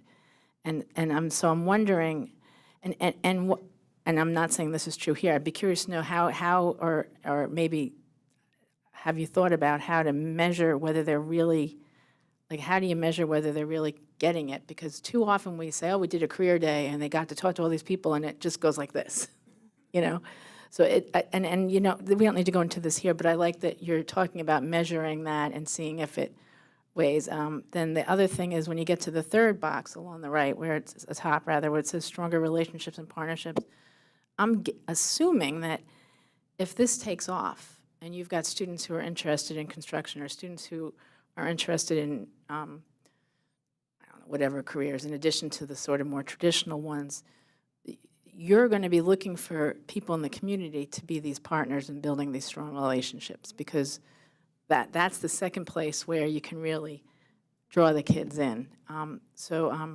putting a pin in that because I'm going to call you about some stuff that's Rotary's doing that I think would connect with you there. But I think this is really thoughtful, and it's exactly where we need to be going with our kids, having, several years ago now, but taught high school when I would say you should consider this career. And what they heard was, you're not smart enough to go to college, and didn't consider it. And so you're combating that whole mentality, and I love it. Thank you. I mean, it's about student success, right? And we know our students are motivated and they're hardworking and they're ready for these opportunities. We just have to provide access and information and resources to ensure that they can do that. Just quickly to follow up on the measures, some of it is outputs, right? To your point, it's how many students, and we'll come back with those numbers, but, and they'll be great. But they don't mean that more students are enrolling in college or in high-quality degree programs or getting the job training that will ensure that they get the job that they are interested in. And so I think that's the important work that we have to do together, is making sure that we have outcomes that are meaningful and that are all about student success. So I hope this is the beginning of the conversation to make sure that we're not just sharing outputs and that we all hold each other accountable for real outcomes, because our students deserve those outcomes. And I think that's what, thank you for triggering what I really more accurately wanted to say, is that the leading indicators on all of these steps, you have to really be thoughtful about them.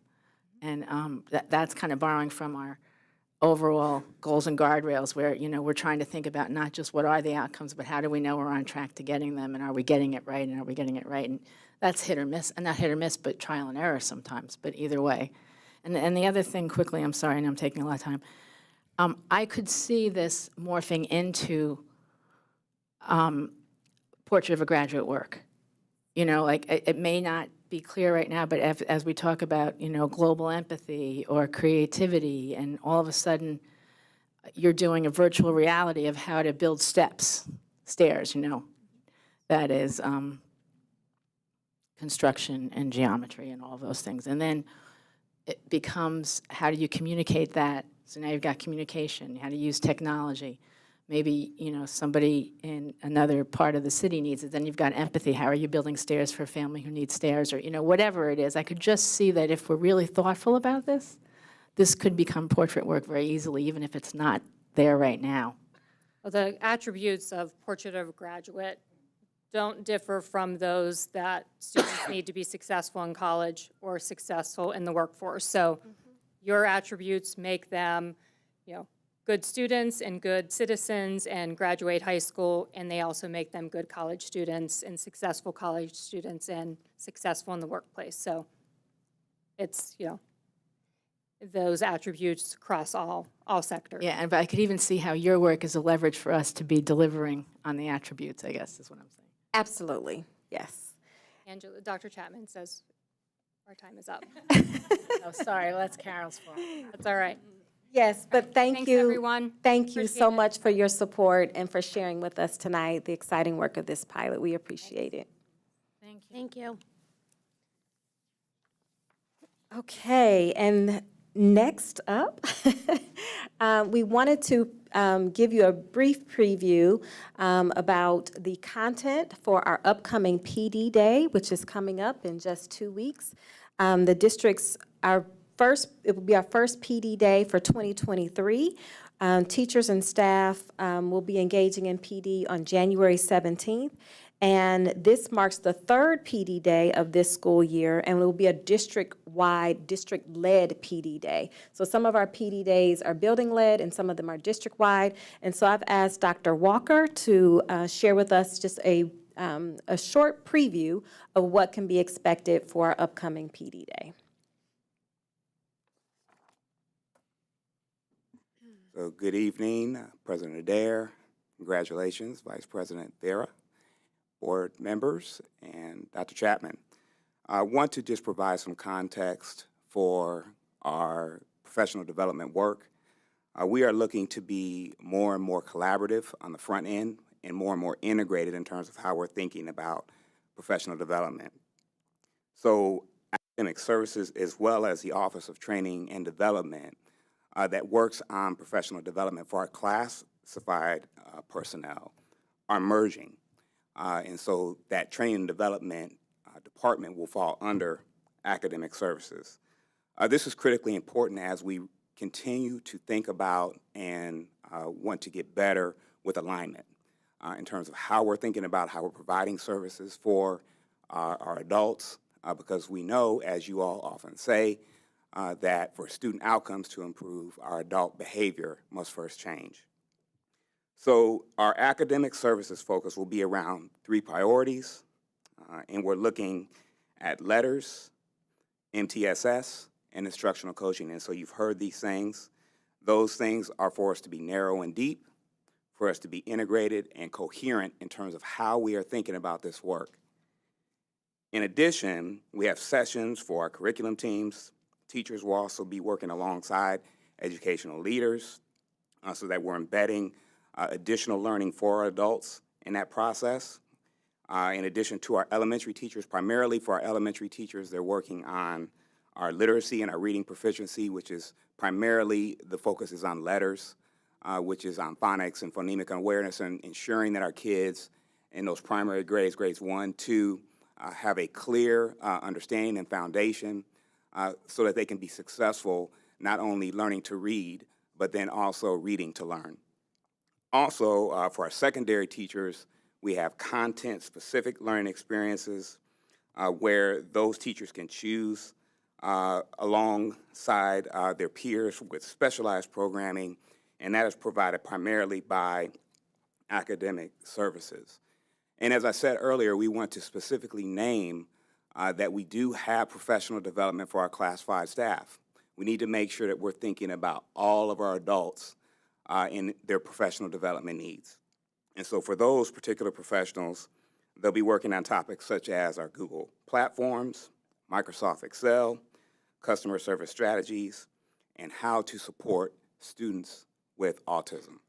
So that provides just a brief glimpse at the work that we're doing. Again, our goal is to be narrow and deep, is sometimes to do less is more, to make sure that we are focused, that we are integrated, that we are aligned and coherent in the work so that we can be most effective. Thank you. Do you want questions? Member Brown? So just brief question. If you could please define for us letters and MTSS. So, so LETTERS is a program that is focused on providing support to our teachers as it relates to students learning to read. And so this is a longer conversation, but nationwide there has been a shift back to the idea of the science of reading. And so Letters is a platform for teachers specifically in those primary grades to be focused on the science of reading. And so ensuring that kids have sound skills as it relates to their ability to understand phonics and phonemic awareness as an approach to learning to read. So that's essentially Letters. MTSS is multi-tiered systems of support, and that relates, as we're talking about it right now, most significantly to instruction. And so looking at sort of Tier 1, Tier 2, Tier 3. Tier 1, when you're looking at multi-tiered systems of support, is a guaranteed and viable curriculum that every student should have access to. It's the on-grade level curriculum as it relates to math, science, social studies, and reading that we want all of our students to have access to equitably across the district. Tier 2 is where we're looking at the sort of interventions that students will be getting in smaller groups. And then Tier 3 is typically special education intervention for students. And so we're always asking, what do we want students to know? How are we going to know if they learned it? What are we going to do if they haven't learned it? And then if they've already learned it, how are we going to extend their learning? And those are the sort of 4 critical questions for MTSS. Appreciate that. That's helpful. I'm not particularly a fan of acronyms or jargon, especially in a setting where we're in the public rather than educator to educator. So thank you. Yes, sir. Thank you for that feedback. And I'd also want to just remind everyone that the professional development, again, is aligned to our board goals. So we have an early literacy goal. In order for us to reach that early literacy goal, we are making sure that our professional development is aligned to that. And then we have a guardrail, a board guardrail on MTSS, multi-tiered systems of support. So this is what that looks like in action, where we are aligning our strategies, our professional development, how we spend our time to make sure that we are on track to reach those goals. Thank you, Dr. Walker. Finally, I'd like to end this evening's report with a reminder of our upcoming school choice fairs. Our commitment to school choice offers students a variety of high-quality educational options at all levels by giving families a choice on deciding where their children attend school to learn and grow. Each year, we hold school choice fairs for students and families to explore all the options available. For the 3rd straight year, our fairs will once again be held virtually. The middle and high school fair will be held on Tuesday, January 10th from 6 to 7:30 p.m. The elementary school choice fair will be held on Tuesday, February 7th from 6 to 7:30 p.m. Families can visit the district website for more information, including video profiles for each school and lottery application deadlines. Zoom links will be added soon so that families can chat with principals and staff during the scheduled virtual fair times. We look forward to seeing many families at our school choice fairs and showing them all that Columbus City Schools has to offer. Thank you, and that concludes my report. Thank you. Are there additional questions for Dr. Chapman? All right, seeing none, thank you so much, Dr. Chapman. Thank you.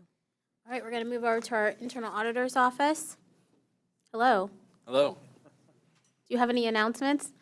Just one quick one. Prior to break, Carolyn had sent an email to everyone regarding participation in an upcoming survey.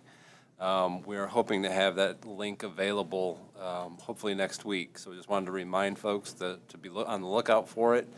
You'll get additional guidance and information as it comes out, but just wanted to set that reminder for folks. Thank you. Thank you. Kevin, can you remind us what the survey's for again?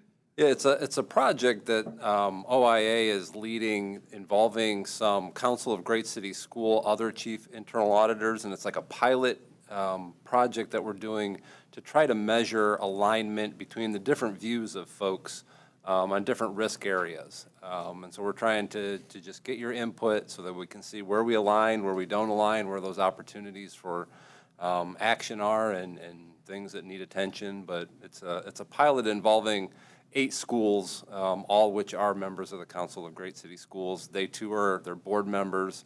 Superintendent and treasurer will receive a request to complete the email or to complete the survey. It's 5 questions. We don't think it'll take any more than about 15 minutes. We're very committed to the success of it, and so when you get it, you may also hear us reach out to you that if you need help, need assistance, want to just sit down and go over it with somebody rather than filling it out, we certainly want to do that because your input is very valuable to our success. And so as part of this idea is that the other districts, we're all going to get together and sort of figure out what the wisdom is gained from getting all of these answers, or is everybody doing their own? Well, each of them are going to do it within their own schools, but we're going to accumulate all of the responses to try to get an idea of the perspective of board members, the perspective of the chief financial officers, the perspective of the chief executive officers, the perspective of the internal auditors. Those are the groups. And again, try to hopefully we're all in alignment, all thinking in the same way, but clearly we're probably not. And so this gives us an opportunity to see exactly where those differences are. Terrific, thank you. Thank you. You're welcome. Mr. Treasurer, hello. Hello. No report this evening. Just a reminder, Finance and Appropriations Committee is coming up next Wednesday at same time and same station, 4 p.m. right here. Thank you. Do you have anything, Chair Cole? Okay. All right, we're going to go ahead into board matters. Typically during our first meeting of the year, we reappoint our standing committees. Because we're going to go ahead and take a look at those committees, the appointments from last year are going to hold over for this year, just so we're consistent with our board policy. So there's no changes to the committee assignments. But we are going to announce some ad hoc committee appointments tonight. The charge and direction for each of these is in board docs. First, we have the LADE Policy Review Ad Hoc Committee, which is actually a committee that's being reestablished from last year with the same charge. We have Eric Brown as chair, Dr. Pierce as vice chair, and Christina Vera as a member. We have the Structure Board Work Ad Hoc Committee, which is basically the committee on committees. And we have Vice President Vera chairing, Dr. Pierce vice chair, and from the Policy Committee chair, Board Member Brown as a consultant, because this touches a lot of board policy in that one. We have the Board Strategy and Prioritization Ad Hoc Committee, which is really the committee that's going to take the root cause conversation that we started in the winter and start to work with everyone to put it more in an action plan state so we can come back and talk about it and provide some recommendations. And that's going to be chaired by Board Member Beckerly and vice chair by Board Member Cole. We have our Education Foundation Ad Hoc Committee, which is actually work that was already ongoing. We just decided to go ahead and announce it to ensure everyone understood that the work was ongoing. And we have Board Member Reyes as the chair and Carol Beckerly as vice chair. And then we have our Ballot Initiatives Ad Hoc Committee, which again was already working, but we want to go ahead and establish it as a committee so everyone knows. I am chairing that with Board Member Cole as vice chair. All of these ad hoc committees, all board members are really part of. These are just the leaders of those who will provide the reports at the meeting. So everybody is very much part of every single one of these. So those are announcements. No action is actually necessary. Discussion. There's no action necessary. Can we have discussion, though? Okay. So I think as it relates to our LED Policy Review Ad Hoc Committee, this is work we've committed to do for about 2 years now, and we have a number of community members and organizations who are watching that work. We failed under the leadership of Board Member Brown to have that meeting. We've brought the meeting, Board Members Vera, myself, to his attention several times. So I would like to put myself to volunteer to be chair of that committee so that that work does actually get done and not taking away anything from what Board Member Brown does. But I think in terms of leading our policies and the policies that he's going to be looking at for that, I will be able to take the time to ensure that this does move forward and we don't experience any more delays. Well, I appreciate that thought, but in my view, all three of you are leaders on the committee, and so you are vice chair. And so this is actually the third year this committee has been seated. So I would like to see some recommendations come from it. I'm going to leave the appointment as is. Thank you for your opinion. Okay, we're going to move on to item 8, which is the public hearing on reemployment of a retired employee. We have a public hearing, reemployment of Melva Clark. We have no one here to sign up to speak to that, so that hearing is now concluded. Tonight's consent agenda consists of items 10.1 to 25.4. Are there any items a board member wishes to address separately by pulling it from the consent agenda? Seeing none, is there a motion to approve the consent agenda? Move. Second. Cole Brown. Is there any discussion on any items from the consent agenda? Seeing none, please call the roll. Ms. Beckerly? Yes. Mr. Brown? Yes. Mr. Cole? Yes. Dr. Pierce? Yes. Ms. Reyes? Yes. Vice President Vera? Yes. President Adair? Yes. Motion carried. Thank you. We have one speaker who I believe is virtual. Susan Bishop. The topic she would like to speak to the board on is my child's school action. She requests I want the board to give me tools to help my child be more successful. To see if our board liaison is going to be able to get her on the phone. Just give her a moment.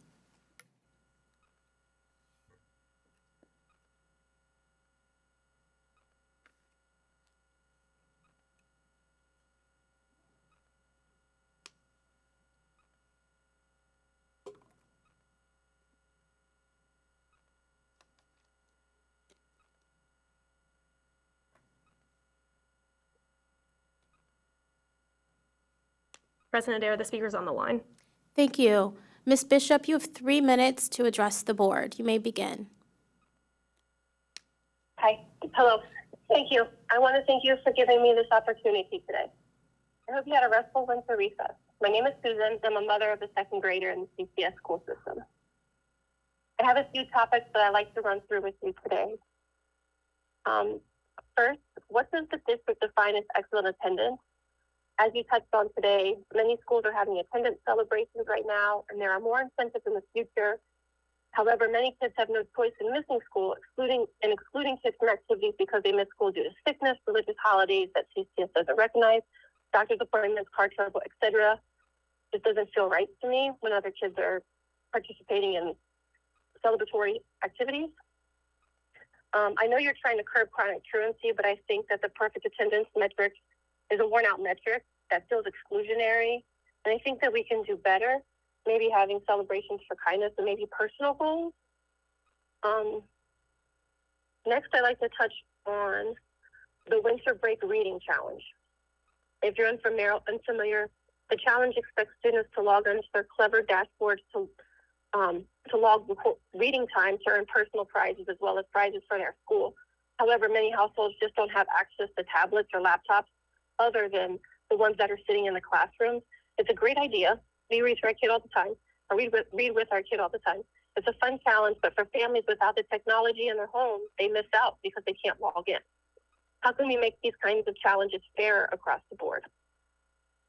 And lastly, and to me most importantly, my child is a student at Avondale and Franklinton. It's a beautiful school with a rich history. It's a wonderful community of nurturing and supportive teachers and staff. And honestly, we just think it's a hidden gem and we just love it. But it's a small school, and at times it feels like it's barely a blip on the CCS radar. I've seen some amazing opportunities and programming that's been posted to the CCS website that has been taking place at other schools. How do we bring some of these events into our smaller schools, especially the ones in lower income neighborhoods? I'm willing to help, but I need the tools, and I'm hoping that someone can point me towards these tools. Thank you for your time and consideration. Thank you so much, Ms. Bishop, for sharing those thoughts and ideas. I know our administration was taking notes, and we will have them get back with you. Okay, board members, we will now go ahead into executive session, and Vice President Vera has that motion. I move that the Board of Education recess into executive session per section 121.22 G1 Ohio Revised Code to consider the appointment, employment, or compensation of public employees. Been a motion, is there a second? Second. Please call the roll. Mr. Brown? Yes. Mr. Cole? Yes. Dr. Pierce? Yes. Ms. Reyes? Yes. Vice President Vera? Yes. President Adair? Yes. Ms. Beckerly? Yes. Motion carried. Thank you. We will now adjourn to executive session. We will come back to this room to adjourn our meeting, but it will not be televised. So thank you to the staff and public that is watching, and happy first day of a school tomorrow, coming back from winter break. It's going to be amazing. Thank you, everybody. Happy New Year.